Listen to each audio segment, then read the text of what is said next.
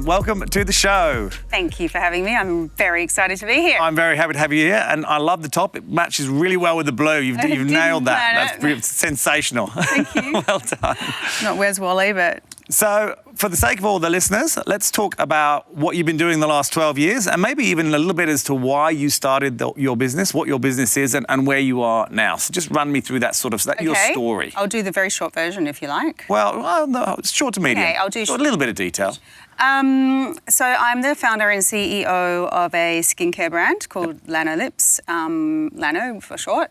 And it's a skincare brand built on the power of lanolin as a key ingredient, being what I believe to be nature's most perfect moisturiser. We started off as just lip care, and we have some cult products in the lip care category, like the Lanolips 101 ointment is probably our most famous. Yes. Lip balm, and that's been voted best lip balm in the world by The Times, by Vogue UK, by Reddit. So it's pretty amazing. Which is massive. That's a massive pretty statement. Amazing. Yeah, best lip balm in the world, many times over. But now we've also expanded out into general skincare, and but all really focusing on this clean, dry skin customer. Yep. The reason I launched Lano is because my previous company, so Lano's actually my third business. Mm-hmm. My second business was a PR agency. So I ended up working in marketing and then ended up in public relations and sort of organically ended up working in beauty and skincare public relations and events and fashion. And I spent 7 or 8 years in PR, and I was coming back from... I was going to the airport in Paris and I was dreading the dryness ahead of my lips. And by this time, I literally had tried everything on the planet. My husband's company is in skincare. I've tried every luxury brand, every cheap brand, everything I have tried. I'm a junkie. And yet, I was going to the airport thinking, oh, my lips are going to be so dry. And I'm like, how can this be that I have everything at my disposal, yet my lips are still dry? And I remembered that when I was growing up, I used to use lanolin because it's what I grew up with in Adelaide in South Australia. And partly because my grandparents were sheep farmers. And it's what they put on their hands, right? When they... No, well, it ends up on their hands. Lanolin is a natural oil that coats the surface of sheep's wool. Right. It's naturally produced by sheep to keep them waterproofed and warm. Cool. And it sits on their wool. It doesn't go anywhere, and every year sheep are shorn because otherwise their wool gets too big. And the wool goes away, and my grandfather would shear the sheep, and every night he would come home and his big thick farmer's hands were all soft from the lanolin. And the smell is everywhere in a farm. Like the smell of a farm is basically lanolin. Really? Yeah, that kind of farmy smell. It's pretty much just lanolin. Because lanolin absorbs what makes it really amazing. It absorbs water, it keeps moisture in your skin, but it also absorbs anything else that it kind of sees. So it's sitting on a sheep for a year, it's absorbed sheep matter, plant matter, chlorophyll from the grass, which makes it look green, like anything, pesticides, whatever. So you have to refine it. Yeah. That's another story. But on the other side of things, my dad is a scientist in genetics and DNA, and he taught me that the molecular structure of lanolin mimics human oils. Because it's mammalian. It's from another mammal, as opposed to a plant oil, which like olive oil, it's a completely different species. It's completely different. So you can get other natural oils which are nice, but you really cannot get anything like lanolin in nature. Except I did not know that level of detail. I could keep going, but it gets kind of boring after a while. But it was in that moment. I had the idea, I had the name, literally within 30 seconds, it was that kind of light bulb moment. Yep. But it took me a while to launch, and eventually I did. I was kind of doing PR still, but I finally did it in 2009. Cool. How exciting. And so where is the business now? So, you're 12 years on, which is a really good innings so far, right? Yeah. So what's that sort of, tell me a little bit about how it's progressed. So we launched in Australia first with our retail partners, which we still have today, Priceline, David Jones, Mecca now as well, and a bunch of others. And then we launched, and a couple of years later, the era of blogs arrived. Right. And I kind of foresaw that, it wasn't because the reason I launched Lano, but I could sort of see something was afoot when forums started to be really important. Like the Vogue forum people were talking about, I'm looking for this product. I went on the Vogue forum, forums were starting to come about. And there were 1 or 2 blogs starting to bubble up. And I just could see around the corner, and I knew that the tide was going to turn with skincare and marketing and transparency, because once you have a platform for someone to do an honest review, all the marketing's, the curtain's gone. Yeah, nowhere to hide. And then skincare relies on smoke and mirrors and creating, making women feel old or making women feel uncomfortable or selling a promise they won't deliver on. It thrives on that. And I had done that in PR for all these years. And I wanted to do something the exact opposite. And creating an indie brand all those years ago, when blogs were just starting, it was like the perfect storm. So we had a few, there were maybe 3 or 4 blogs in the UK, 1 or 2 in Australia. Yep. And I sent them the products. And they love them because they are amazing. Yep. And they do exactly what they Best say. in the world. We don't overpromise, we just over-deliver. The girl has, woman has to live with this product for years, and we want all of those years to be amazing. So we suddenly had some platforms where we could have a voice that we didn't, we could compete with L'Oreal's or whatever. Mm-hmm. And then so we caught the eye of Boots in the UK, and then so we got Boots. And then we developed a business in the UK. Which is huge for people who don't know the UK. Boots is massive. It's massive. Literally, if you're a skincare brand wanting to say, where would I like to be right now? I mean, this was 12 years ago, Boots would be a dream. And, it is, and we're still there now, which I'm very, really proud of. So we built a business in the UK and then just kept on growing the business. And eventually I sort of felt like the moment was right and the brand was ready and we were financially ready and all the stars had kind of aligned for a launch into the USA. So that really changed the game with the company. The USA, obviously, it's a huge market. And I had seen many brands fail in the USA, even really famous brands that are huge here. They go and they lose everything. So, and I had seen that, and that's what I wanted to avoid. I couldn't afford to lose it all. So I waited until the stars had aligned and we were ready, and that changed the game because we've now our biggest market. And how did you know the stars? Was it a gut feel? How did you know the stars? No, it wasn't. It was the right distribution partner in the USA. Right. To allow the budget to build the brand properly and tell the story properly, to get the awareness. So when you had the brand on a shelf in 900 stores across the USA, which we did, someone would come in and buy it because they'd heard about it. Right. So if you can't get all of those things, it's super risky. Yes. If you don't have the distribution, if you don't have the money to support it, there's a lot of things. And then the product needs to be good enough where people will tell their friends and people will buy it again. Of course. It's actually, it's not easy, but people can get the first sale by making shit up. Yep. That's not hard. Can't get the second sale. Can't get the second sale. Yep. And you can survive for 2 or 3, and then your business just dies. So, there was a lot of little details like that. And did you tell the story as to where the product came from beforehand? Did you sort of set the scene before you launched? Did you do a lot of PR? Did you go over there? Did you do all that kind of... Because that's a lot of work, right? That's because it's a massive place. Yeah, and because of blogs, though, by that time, a lot of the press had heard of the brand at that point.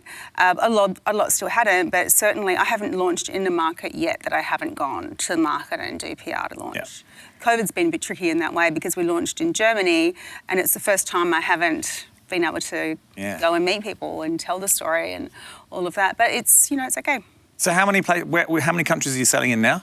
So we're Europe in 15 and then the UK and Hong Kong and North America and Canada, so USA and Canada. Yeah, so it's a huge and then market. also Net-a-Porter who launched ship everywhere. Yeah. But physical locations are 20 different regions. That's massive. Yeah. So tell me, that's taking you to where you are. Yep. What's been, there's I can't even think how many different challenges you've gone through in those 12 years. Is there one that maybe really stands out, or is there maybe a mistake that you made that you learnt the most from? Tell me something that's probably your most, not painful, but something that really stands out in that 12 years. Yeah, look, one of the earliest things I learnt because I didn't do what the obvious path was, and I'm so glad I didn't, was I had real trouble getting it made because I hadn't, no one knew me. Labs, they only want to work with big brands. Yeah. They don't want to build some girl from Sydney who just thinks she's got this crazy idea. And they also hadn't worked with the lanolin to the quality and the level that I wanted to use, and the transparency and the ingredients and the natural formulas that I wanted to use, which weren't done at that time. So I had recruited a chemist that I was working with to help me, and he was quite old school, and we were having trouble, and eventually he said, I've found a manufacturer, they'll look at you. How exciting. They're in Italy, they're amazing, they're the world's best, and I've got them to do something for you, and you should be so lucky. He said, what they've suggested is you only use 3% of lanolin because then you can make the claim it's got lanolin in it, but without having lanolin in it. I was like, oh my God. Maybe this was the wrong person. This is like so wrong. Anyway, I finally got the factory who were happy to produce the formulas that I wanted. Yep. So that was something I learned without losing anything, because now in ingredient transparency and blogs, I mean, you could never get away with that shit. No, you'd be shot to pieces. Consumers would just rip you down, Yeah. as well they should. And the other, we had some trademarking issues in the USA, which was another reason we waited.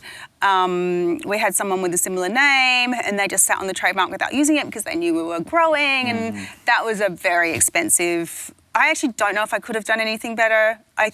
But it was very expensive hiccup. Yeah. And the product, so the product is completely sustainable, right? Because it's a naturally produced oil. So, lanolin is a naturally produced oil, so it's natural, and it's also 100% sustainable because sheep grow a new fleece every year. Yeah. So and I've been looking at the Woolmark stuff.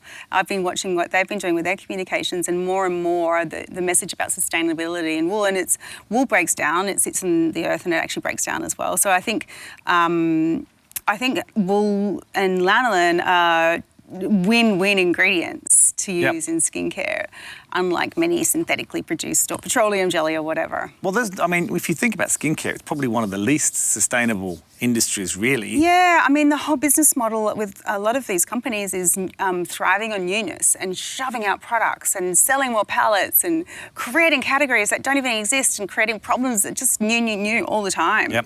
And I've always wanted to be the opposite of that. If it doesn't have a purpose, then just don't push people into buying that stuff. So, But you're right. There's a lot of single-use things now with masks. The packaging's all plastic. The tide is turning. Yep. But it's not been great. No. And how many products do you have now in the whole range? I would say about 25. Okay, so that's a good amount. Sometimes we have people in the product range they can't even name them all. There's so many, and I think that's nice to have it's nice to have a product range that you know all of them. Yeah. So what's the sort of plan from here? And I'm not asking for your 5-year plan, but where are you thinking? In the next couple of years, what's the idea? For us, we're pretty sharply focused on the USA. Yep. It's our biggest market, but we still have only started to scratch the surface. The potential there is so huge for us, and we don't want to focus on other markets at the detriment of our opportunity that we already have. Yep. So that's number one. And then number two, I would say to start to look at some Asian markets to launch into, but very, very carefully, very, very controlled. But mostly as a company, myself, my general manager and my team, we're very much about massaging and working with our current clients, more so than growth for growth's sake into different regions, etc. Yeah, and would you say the Asian market is going to be different? I guess you would have done some research already. Very. I would imagine it's completely different skin, different everything. And much harder than people expect. If I hear one more person say to me, I've got an idea for an ingestible brand in China, apparently they really like it. It's like, they invented ingestibles. I think we're quite naive about the business opportunities for foreign brands in China. Yeah, I think you're probably right. I think that's going to continue to change, right? We don't. Yeah, I think. I think people will try and fail and lose everything. Look, I think it's much harder than America. Got the cultural differences, language. I mean, everything's different. Everything. Yeah. All right. Well, let's talk about you a little bit. So, this is everyone's favourite question on this show because the answers vary so far and wide because it's such an open question. I'm fascinated to hear what you're going to say. So this is the belief question. Nervous. Yeah. No. It's all right. It's the belief question. So, during your time doing this, is there anything that's happened that has sort of either fundamentally changed a belief that you had or has reinforced something or has created a belief that perhaps you didn't have or didn't realise before? Because beliefs are they're so core to a person, it takes a lot. So I'm interested, this would have been a major event that would have occurred. So tell me, is there something that you can think of that maybe can fit into that category? Yeah, probably. And this also goes into my mistakes category, I'd say.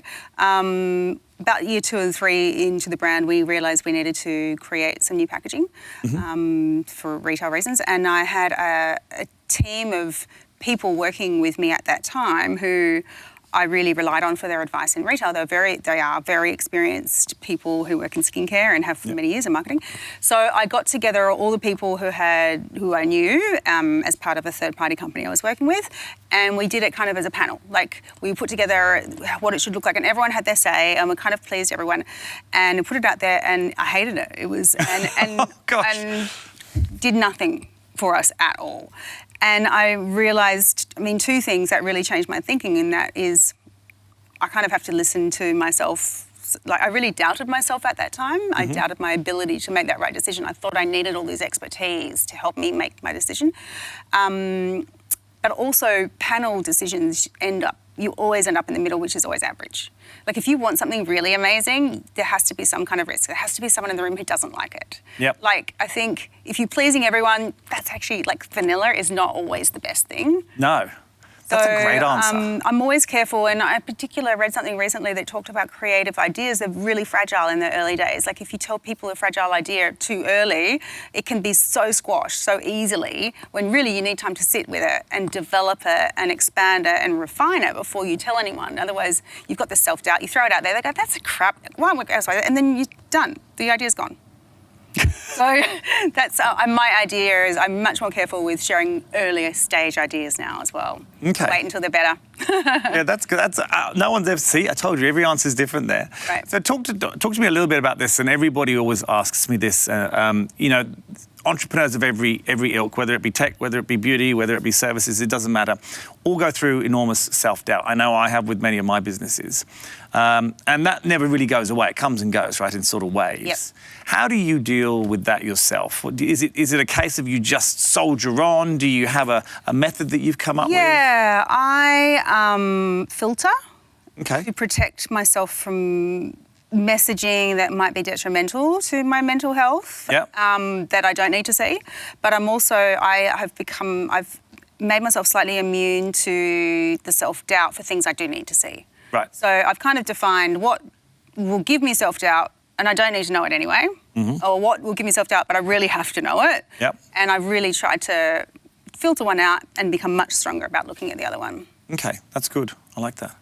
Okay, now, tell me, one of the things that people really love about all of these sorts of questions we ask is they love to know a little bit more about sort of you. And one of those questions that sort of identifies that is books and podcasts that you might watch. I'm sure you're going to be watching this one continuously from now on, Absolutely. but outside of this one, Yep. Are there any maybe books that you might have read earlier that had an impact on you, or are there any particular podcasts, and it doesn't have to be business related at all, that you find either help you wind down and relax, or that that you found that have really just helped get you through, or you find entertaining, really, because there's so much noise out there. Yeah. It's good to get a little bit of direction here and there. Yes. Podcasts, there's so many beauty podcasts now. I really just pick one which I think's... I listen to a few, but the main one I really listen to is a New York-based one called Eyewitness Beauty, and I like it because it's new, it's small, they go off script a lot. It's not as kind of formulaic. Yep. As the other ones. The other ones all end up talking about the same launches at the same time, and are just boring. I like to kind of stay a bit more ahead. So Yep. I like to listen to the ones that I feel are kind of more on the pulse. So that one. And I also really, really, and have always enjoyed How I Built This with Guy Raz, I think. Is that a podcast or a book? It's a podcast. And is it? I'm talking podcast. Is this a smaller... someone else has talked about this, I'm sure. Is it smaller business? Is it more successful business or smaller business? Well, no, the Atlassian guys were on it recently. Oh, were they? Okay, so that's pretty big. What I like about it, it's the storytelling that he manages to extract is so it's so innocent, and there's no crap. It's really honest, soft, amazing. It's beautiful storytelling. You should listen to it. I will definitely listen Yeah, to it. I just think the way he pulls out these stories from people is so authentic and so gentle, and it doesn't make you feel less because you haven't done that. Okay, It well, makes you feel inspired. that's what you want, right? That's what you want. I can't listen to, and this is the mental health thing, if I listen to too many things where all these people are doing amazing things, it makes me eventually you're like, oh, what's wrong with me? I haven't quite achieved that yet. Yep. So I kind of only do the useful ones that are good for me and inspiring, and so that's that one. And then Tim Ferriss every now and then. Yeah. It can be fun, can't it? Sometimes it's a bit crazy, but it can be fun. I kind of go in and out. And the only other one I've listened to, and more books actually, Seth Godin. I really enjoy his business approach. So his books have been quite fundamental to my formation of my ideas in marketing and how brands spread. Yeah. And a lot of his principles, and Malcolm Gladwell as well, I think their principles have very much been guiding lights for me as a marketer when I was in PR, but more so now. Those two books on the business side are my books. Okay. Now, you saw ahead of the curve the whole blog scene coming on. Is there anything that you can foresee now? You know, we've been through this enormous change with the pandemic. The way people build brands has changed with social media as well. Is there anything that you can see that you think may come? Or, I mean, it seems that technology is moving so fast. We never really know what's coming around the corner anymore. Yeah, and look, I think tech for me has always been a way of communication for a brand. Ultimately, you can never replace that experience the product has with that person once they take it home, which is great because fundamentally you're buying a product. How it's bought, so many different ways to get there. Fundamentally, products will always be important and brands will always be important because there's so much noise. And as I think what's around the corner, actually what's here now, but it's going to get even more so, is Gen Z are really, really interesting. They are such a fantastic generation because they have been brought up and they have not known a time without product reviews or vlogs or YouTube talk. They will never look at a brand website for a product. They just go straight to reviews. That's the natural state of play. Yep. As a result, they have a really low bullshit detector, which I love. You can't fake it with them. They can smell authenticity a mile away, which is great. Yeah. Authentic. So Gen Z will just make a lot of brands outdated because they just don't have the boxes that need to be ticked for these people. Yeah. And that's already happening. It has been happening, but Gen Z are just going to speed that up big time. Like if you're a brand without an authentic story with a product that's crap, that just pack up and go home. Pack up and go home. Sell now while you can. Yeah. Or change drastically, right? Yeah. Like stop lying. There's an idea. Stop making stuff up. Well, I'd never thought about that. You're right. Everything is reviewed now. Everything. So it's impossible. I mean, I've started also as well. Before I buy a lot of things, I just go to the reviews. Yeah, I do that a lot more than I used to. Yeah, and Gen Z only do that. Yeah. And the other thing Gen Z are is they're super funny and they're super self-effacing. And I actually think, yes, the digital world is stressful and it does create a lot of problems, and certainly in high school. But I'm wondering if Gen Z are going to come out stronger because they've been faced with it and had to deal with this exposure at such a young age, that will actually come out stronger. I mean, we're much more fragile because we didn't grow up like that. No. So we're having to deal with this like drama as a secondary thing. Going, oh. Don't you find it funny, though, with the whole generational thing? You know, we spent our youth with our parents telling us not to watch the television. And we now spend our time telling our children to get off the screens and we'll look at the television Yes! instead. What's going on with that? I know. I mean, how is it like, not good for us? Watch TV. That's your punishment. I literally catch myself doing that. Just TV for you tonight. It's crazy. So maybe it wasn't that bad for us in the first place. I don't know. Yeah. All right. So talk to me about your business and working for your business. So you're obviously going to continue growing. If someone's interested in working for you or when you're hiring and you're looking for people and people sort of see that, what could you say to them about coming to work for your business? What do they get and why should they do that? We have fun. I'm super relaxed. No, I mean, look, I try to foster an environment where people aren't scared to talk about something that hasn't worked or something like a mistake. I actually never see them. Every now and then it is it's a fuck up, but most of the time it's just a problem to solve, because if you create an environment where people are afraid to speak up or they get mocked or, I don't know, you're not going to hear about half the stuff they're doing wrong. And a lot of it's still happening, but you just won't get to hear about it. So I've always fostered a super open environment where mistakes are owned and worked through and should never be afraid of them. In fact, you can't learn without them. And we just have no ill speaking of anyone else in the office, like zero. I will not. Every time we have one person that might be a bit like, I'm like, out. You just can't have it. So as a result, we're a very, very, very close team. We have a really lovely environment. Everyone's pretty happy, I think. Positive. Positive. We move fast. We make mistakes. but that's all okay. You know what I love, and I'm going to tell you this because you might want to use this, but your whole mistake theory. Someone put it to me this morning, which I'd never heard of it. He said the same thing. He said that he's always encouraged those mistakes. And he says, the way I see people's mistakes is that's my training budget. He goes, I don't want to spend money putting them in a training room with them trying to learn something. I'd rather that I gave them an environment where they can make mistakes, and the cost of those mistakes, that's how I see my training budget. Perfect. Isn't that a good way of putting it? Yeah, I loved it. So true. So true. Kirsten, thank you so much for coming on. My pleasure. It's been a delight. I've learnt more about oil than I thought I would ever. And we won't push you any more on that today, but maybe another time. But thank you so much for coming on. It's been a pleasure. Thanks for having me. Thanks.